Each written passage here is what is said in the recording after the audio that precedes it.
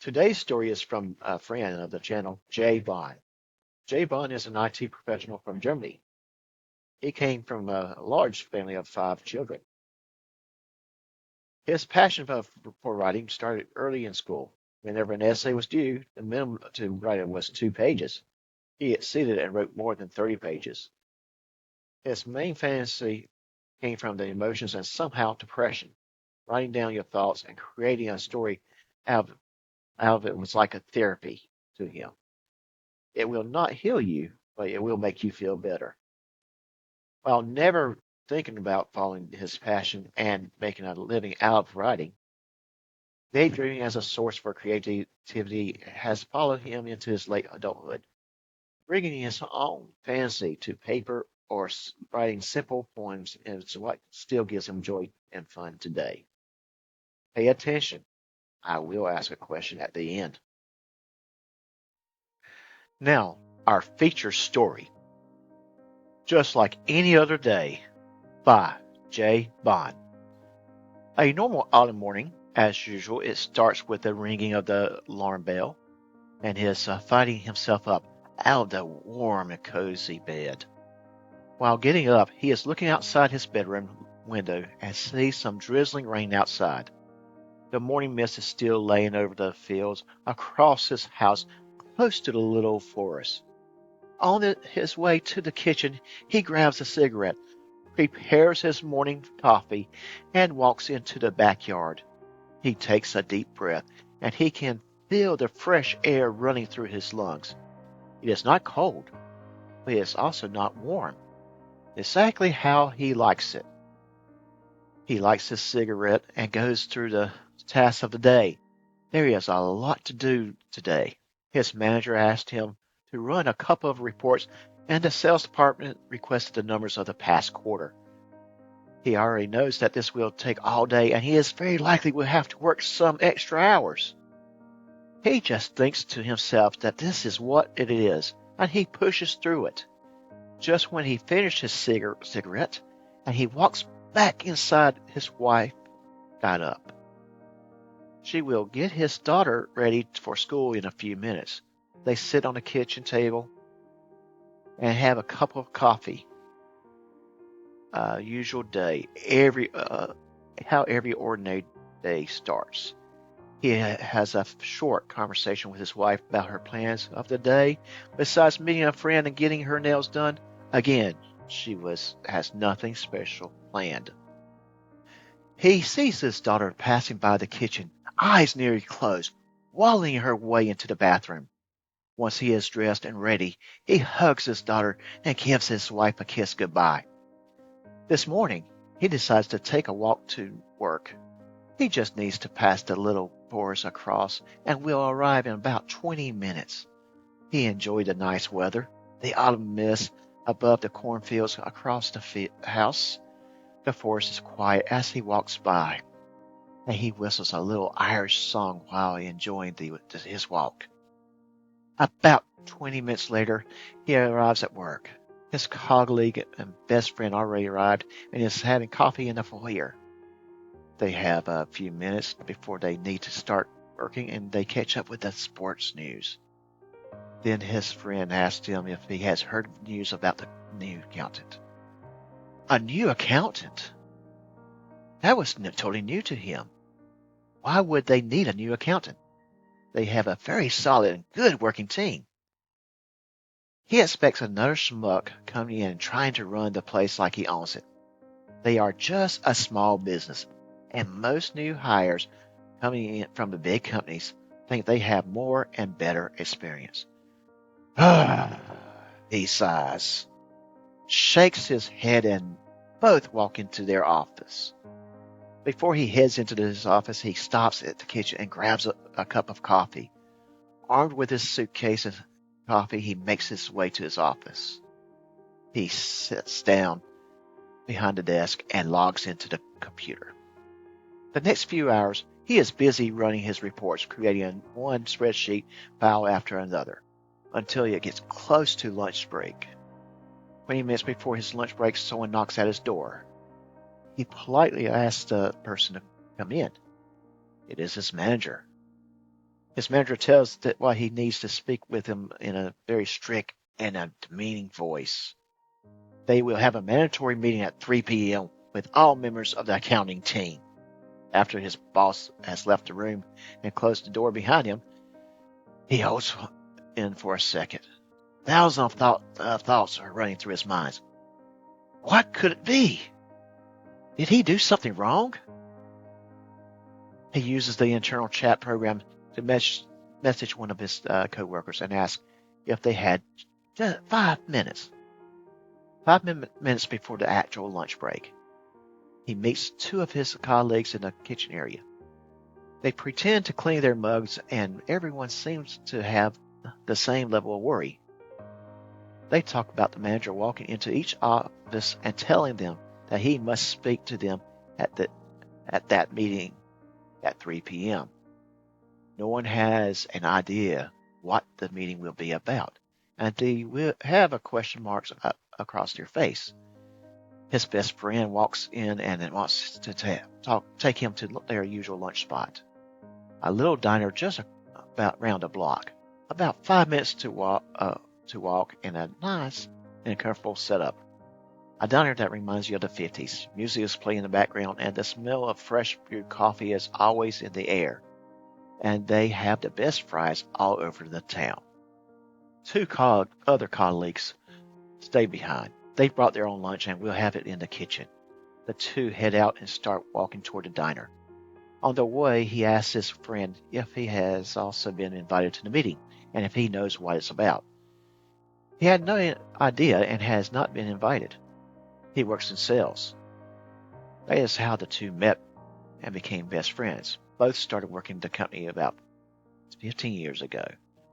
Both fresh from college. One with a degree in economics, the sales guy, and him with a degree in finance and controlling. He has always been good with numbers, and it has been his desire to work in an accounting department ever since. On the first day, the two went through the onboarding process, and while talking, figured out that they both supported the same football team. Over the next couple of weeks, they spent many hours in the kitchen talking about the weekend games and discussing tactics, and that what they would have clearly done better. As the two arrived in the diner, and once they were sitting down, they ordered a farm burger with fries and a huge Coke. He asks his best friend if he has any idea what the meeting could be about. In the sales department, there is a rumor that the company is downsizing as the numbers in the previous months have not been good as expected. He immediately thinks of his wife and his daughter, why he needs to support them, and if it would hit him and his life would be in ruins. He tries to figure out what else his friend knows, but the only thing they both agree on is that in the end they will get rid of people that they don't bring in any money to the company. He is just an accountant, someone running numbers. Sales are the people who make sure the company is earning money. His belly begins to ache, and the first time in years he leaves half his burger and most of his fries on his plate. They discuss the topic a little further, and his friend is trying to assure him of the value he brings to the company, and he has been there for 15 years. They will not just sack him. Back at the office, he tries to hide behind his screen. His thoughts are going in circles, and he keeps trying to guess what it could be. 10 minutes until the meeting starts. No one is getting up from his desk yet. People are staring at their screens, typing and moving the mouse around. Does anyone know? 5 minutes to the meeting. The first colleagues are getting up and walking toward the bathroom or kitchen to get another coffee. Yet no one makes their way to the meeting room. 2 minutes to the meeting. He takes a deep breath, a last sip for his coffee, and then taking out his pen and notebook. It always looks good to seem to be prepared to write something down. The secretary walks into the meeting room. She sets up the big screen and starts the computer in the little room just across his office. 3 p.m. sharp. The first people are walking into the room. Accounting consists of 2 separate departments with 5 people each. So 10 people start gathering around a small table that only has enough room for half of them. 3 feel comfortable enough to sit down. He investigates the faces of his colleagues and tries to read what they are thinking. Some seem tense, some seem like they don't care. If they don't care, it cannot be that bad, right? The boss walks in 10 minutes late. He excuses himself by simply saying he was busy. He thinks to himself that they all have been busy, but hey, who are we?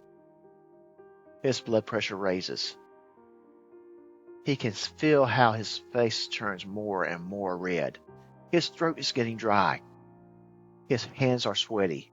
The boss looks around the room and calls him by his name. He is shocked. His heart beats so loud, he thinks everyone in the room can hear. In the low, cracking voice, he simply replies with a small, "Yes," and the manager looks at him and tells him that he can leave the room. The meeting is only for those who haven't finished their reports, and as he sends his in before noon, he is free to go. While walking out, he is complimented by the boss for his great work and efforts, and that the others should take themselves as an example on him. He walks out, and as soon as the door behind him closes and breathes out like he was holding his breath, since the moment he woke up, his relief can be seen from miles away. Tons of stones fall off his shoulder, not knowing that a bigger excitement is yet to come. Once the meeting is over, around 45 minutes later, another coworker walks into the room and tells him that this only has been over some missing reports. All that stress, all that worry, all for nothing. He finishes his day, is happy that nothing happened, and makes his way back home. The sun is dawning, and he walks past the little forest again. It is very dark in the woods, and he cannot see very far. Halfway through he hears a weird noise. He stops so he can hear better. He stands still for a while and starts walking on. There it is. There it is again. A very strange noise. It seems close, but also far. He cannot locate where it is coming from. He makes a few steps close to the woods. He tries to see, but he can't. Again, the noise. What is that? Leaves on the ground are blown around by the wind. He thinks to himself that this is very likely just the wind blowing through the trees and jiggling the leaves. He keeps walking, and another noise. He gets confused. Did that sound like footsteps? What is going on? It is dark to see. He is ancient. Should he walk in? Take a close look? But it's too dark. He hears more noises. It sounds like stones and parts of the ground are moved around. Is that still the wind? He looks back and forth, the little path he is walking on, but he cannot see anything. And for the second time this day, his heart starts pumping. He feels like he just finished a marathon. A few steps will not be that bad, he thinks to himself, and he walks in. He passes one tree, another tree, and a third tree. He squeezes his eyes together in the hope to see better, at least a little further, but nothing. Again, another breeze rushes through the top of the trees. He assures himself that is it, the wind and the trees. He turns around and starts walking back to the path and make it his way home. His first thought in that moment is that he will take the car tomorrow. And for the second time of the day, he feels relieved, and he can feel how new energy runs through his body. Back at home, he spends his evening playing with his daughter and having family dinner before sitting down on the couch and watching the sports news. He tells his wife what happened that day and how he felt like he had a heart attack twice that. They both laugh, and after watching a movie together, both go to bed. He is lying awake, watching the moonshine falling up through the half-open window into the room and on the floor. Oh, what a day that was. He feels beat up and after closing his eyes, falls asleep within a few minutes. The next morning, a usual start with the ringing of the alarm bell and him fighting himself up out of the warm and cozy bed. While getting up, he is looking outside his bedroom window and the sun is shining in his face. That is a morning he likes. He looks across the forest and is very sure that today he is going to take the car. When he sits down at the kitchen table, grabbing his mug to drink his fresh brewed coffee, he takes the newspaper with his other hand and glances at the first page. The mug drops on the ground. His eyes are widespread open. His, his wife hears the noise and turns towards him. With widespread eyes, he looked at her. He cannot believe what he just saw. The end. I know what you're thinking. What happened? It's up to you. What do you think the main character saw in the paper? Was it a crime in the woods? Was it a player leaving his favorite sports team? Was it his favorite diner closing? Tell me what you think and why in the comments. And yes, J Bohn did this intentionally. Now, let's read an original poem. The next reading for you is a poem written by me when I was in college many, many years ago. It was featured in the college's literary magazine, and it's a piece that I really, really enjoy. So, without further ado, The Penance. I saw my dad not long ago. I do not like seeing him now. He has been the strength of our family. When I was a third of my age, he went to work before I woke and built our new home at night. Not returning until after I was asleep, I could depend on him. I walked through the doors and took the familiar left. The smell made my nose flinch. This place smells so rancid. 6 years ago, he became slower. It seems he could not answer the most simplest of questions. But he is my dad. I could depend on him. I pushed a button on the wall. Can I help you? The wall asked. I am here to see my dad. I walked into the hall. A lady dressed in white was helping him out of the chair. He is not even 60 yet. He has lost a lot of weight. His hair needs to be cut. His skin is pale and hunchbacked. I remember how much I could depend on him. I helped him to his room. The walls are painted white. Maybe gray would be more appropriate. He smiles at me. He still knows me. He tries to call my name. He cannot remember my name today. I could depend on him. I helped him with his lunch. He is unable to hold his fork. After a few bites, he walked away. I followed him. He forgot I was there. I looked back. White is not a good color. Maybe yellow will be better. I smiled to myself. I will be back again soon. He can depend on that. For watching. If you have short stories or poems you'd like to read on this channel, email me at j.lanews.stories@gmail.com. Click at the bottom left of your screen for a previous episode. Click at the bottom right to subscribe to my channel. And always, please like and share. Until next time, take care.